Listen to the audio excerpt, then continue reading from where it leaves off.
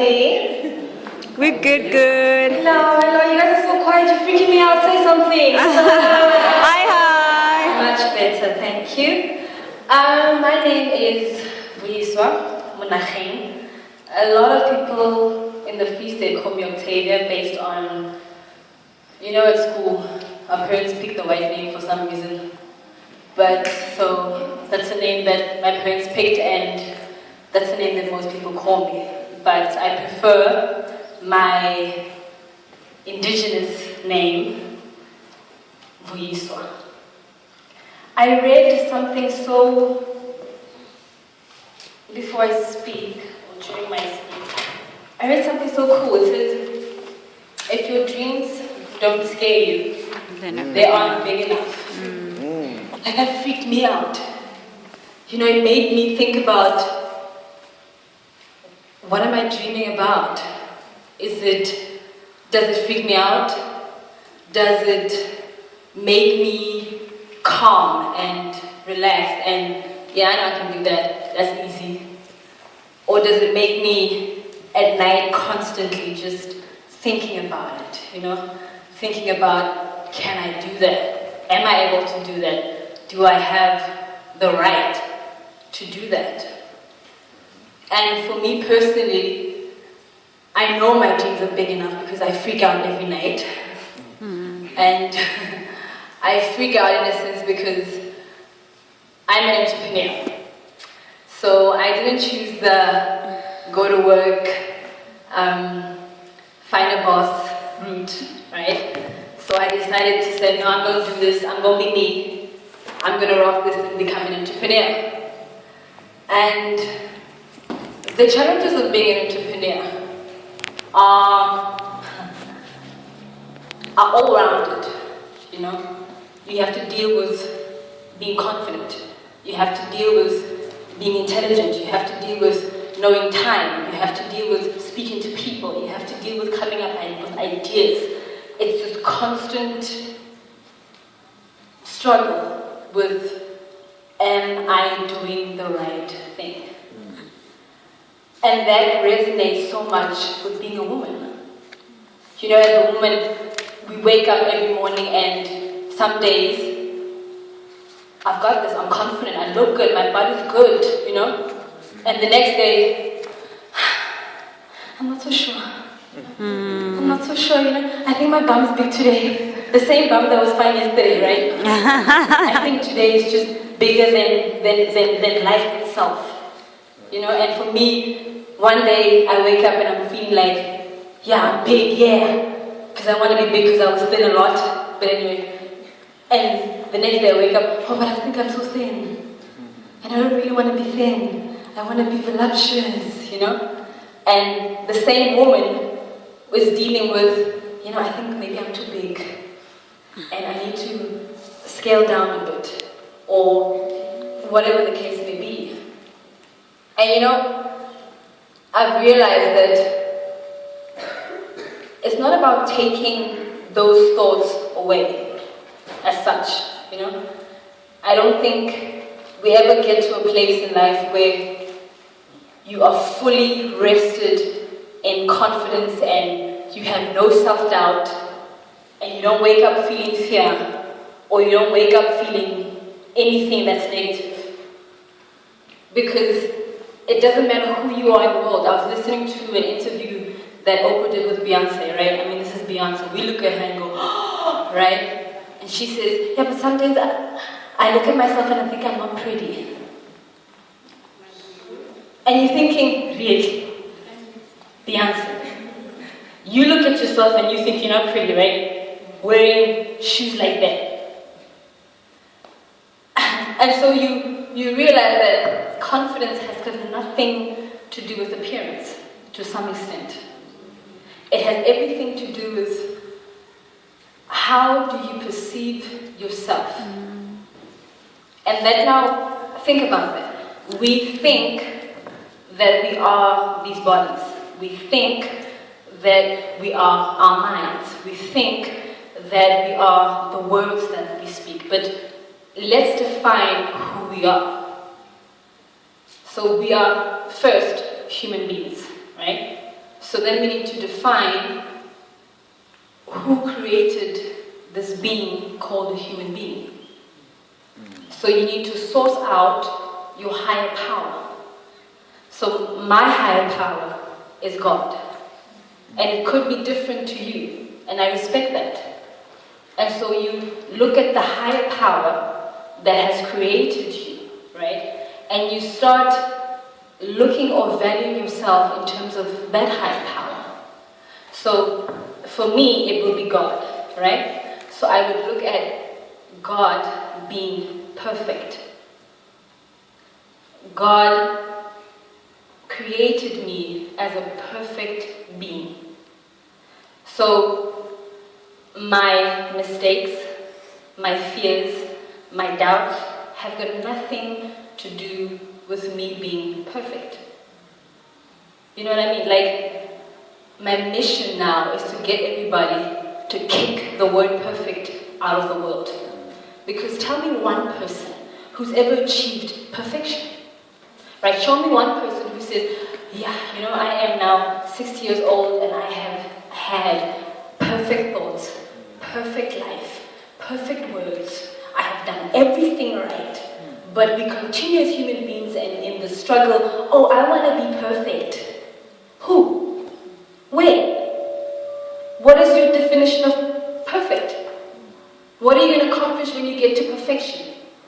You know, I'm 27, I think. Yes, 27, yes.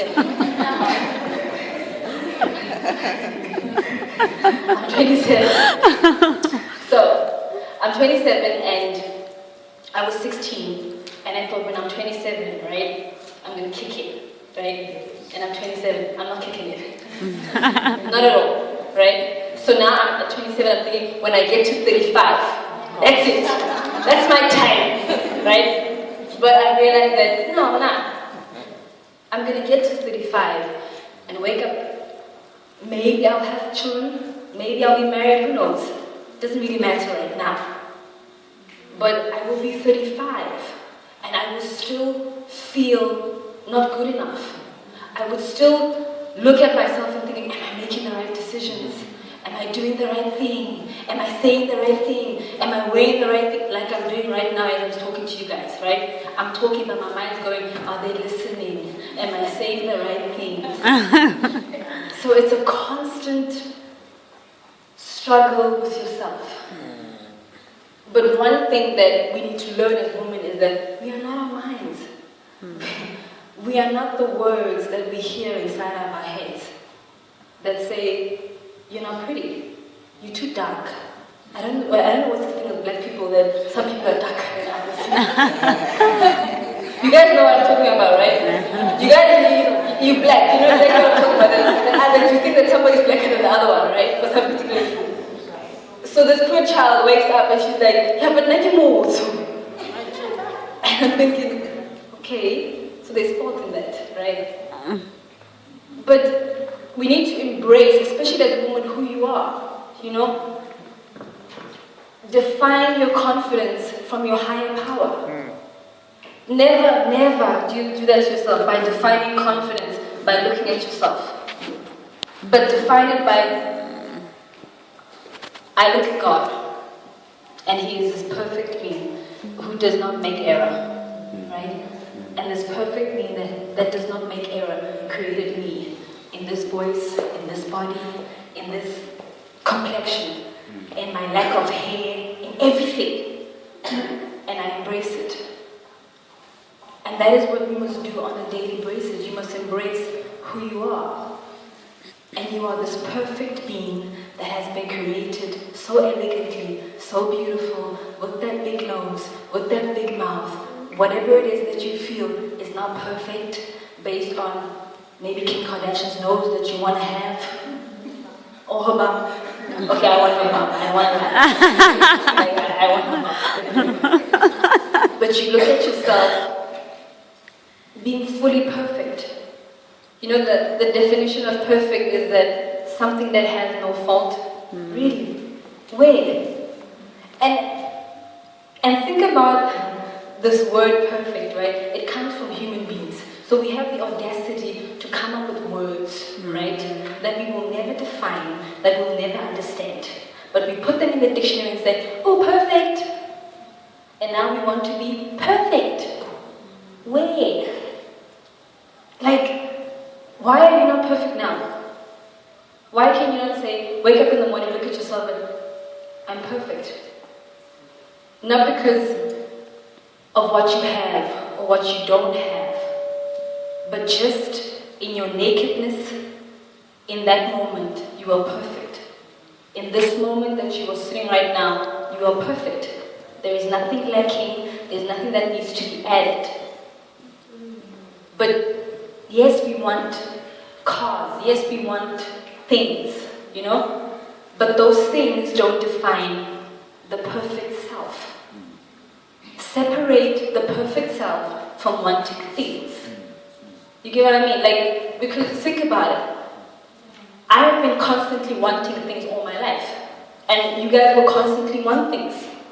So, how many things are you going to have to get to, oh yeah, it's good. Never. You guys are still with me, right? You're still with me. Yeah. And with acknowledging your confidence, right? Now you can fully start respecting the self. You know what I mean? Like, when you make a mistake, it's like, okay, I can respect myself to realize that I will continue making mistakes. Self-respect is not, it is to some extent that you are protecting your body and all of that, but realize that I'm going to make mistakes. And as a young woman and as a 16-year-old girl, you know, that I feel we need to say is that you're going to make mistakes. I guarantee you, you are 15 right now, you are 12 right now. When you are 20, you're going to make mistakes. But it's okay. Because we learn. It is the fundamental beauty of life that we continue to learn. You know, we teach our young girls that don't let a boy do that to you, you know. But we are women, we are 30 years old, but we cannot project that in our 30-year-old relationships. So as a girl child, you're moving from, you're 4, you're 12, and all you hear is that, don't let a boy do that to you. You know? But you never learn, you know, boys are not really bad. They're not bad. You know, they're not horrible once I understand myself. There's nothing wrong with men. They're good beings, if you're interested in men, I mean. No, really, I'm being very serious. I mean, with respect to yourself, you need to respect other people's choices. Yeah. And that's what I mean, that I'm interested in men, maybe you're not interested in men, you know? And with self-confidence comes self-respect, and with self-respect comes choice. You know, as we need to teach young girls and ourselves that simple choices. Do I want to work? Do I want to be an entrepreneur? Do I want to have children? Do I want to get married? Simple questions, you know, that we just never ask ourselves. It's like we're in this rat race, primary school, high school, tertiary, you know, but no one sits down and says, what do I want?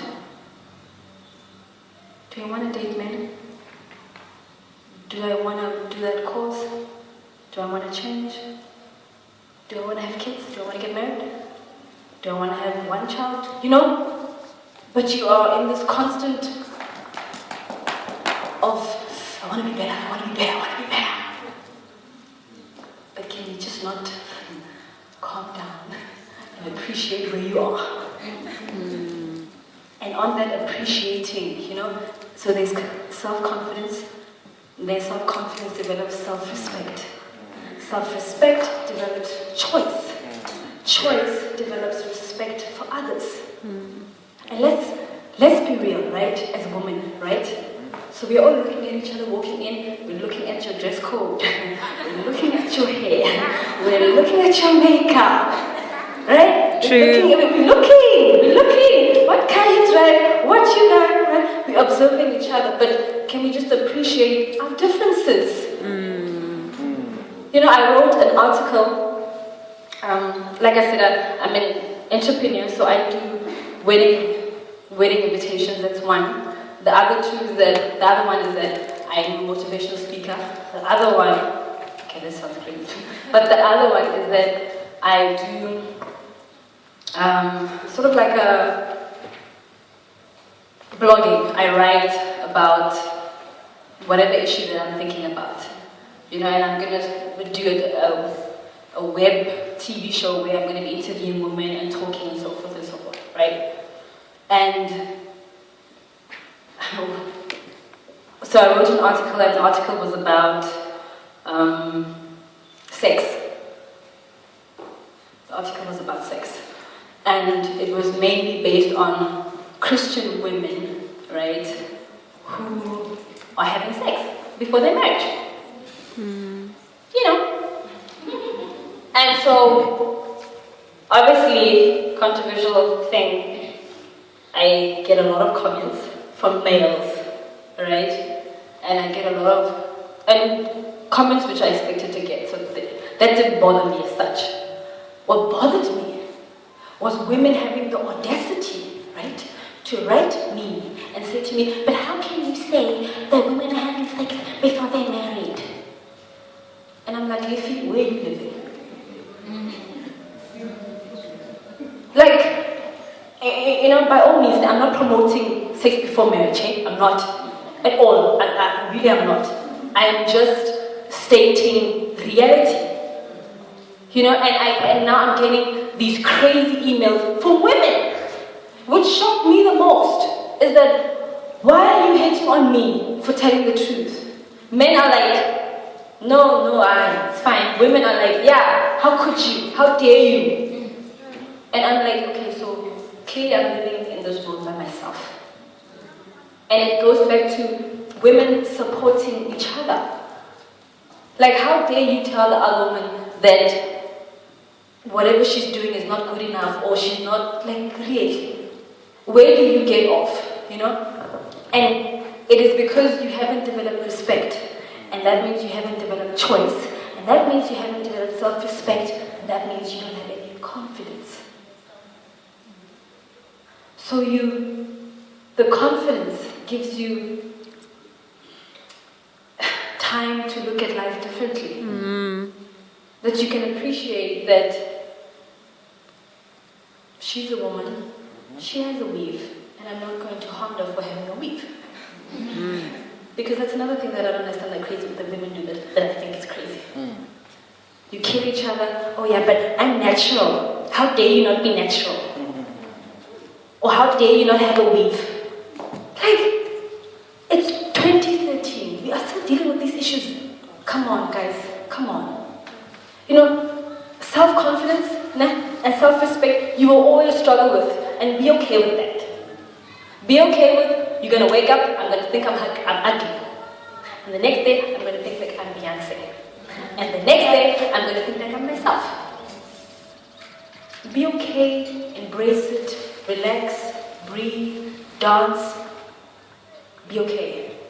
And be okay with your decisions as well. I mean, as an entrepreneur, I face crazy decisions daily. And I'm constantly learning.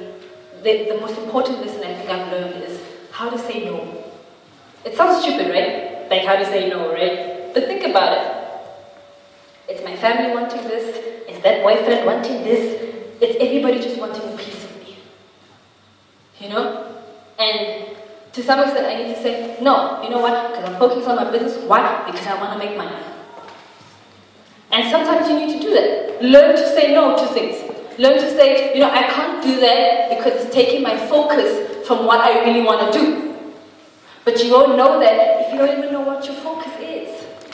And even if for the women in here who don't know what their focus is, relax. Developing your focus takes time. Because you're constantly developing your focus. Today I'm an entrepreneur. I want to do this. And tomorrow, I'm not. And that's okay. So how many struggle with self-doubt? I mean, and guess what? You're going to struggle with it for a long time. You're going to constantly struggle with it. But That should never be the important thing. The important thing is that see yourself in the perfect state. You are perfect not because of what you say, not because of what you have, but because you were born. For the mere fact that you were born.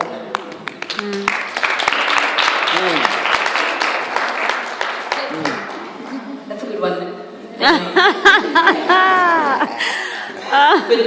but on a serious note, think about it, and that is what we must teach the girl child.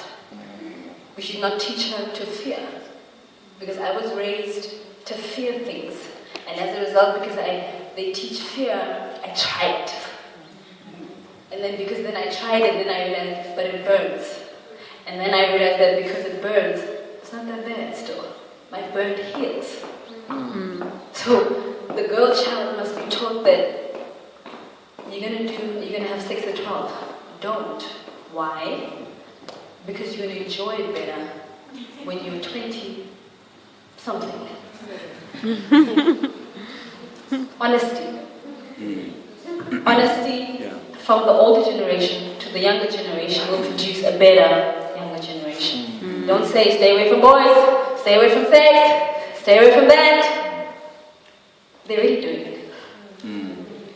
But say, wait, I'll tell you why. Because I'm 27. And it's better then.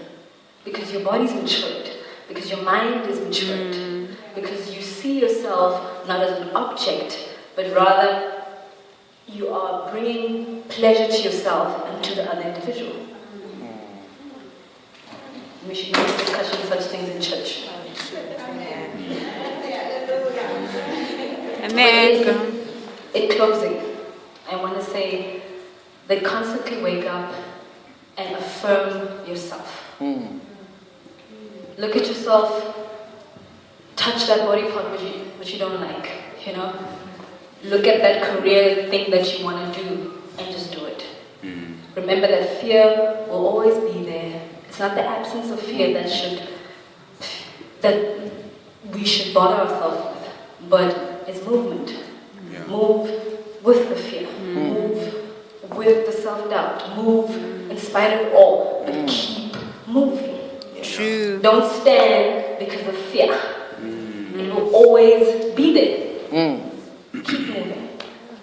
Keep it Johnny Walker style. Yay!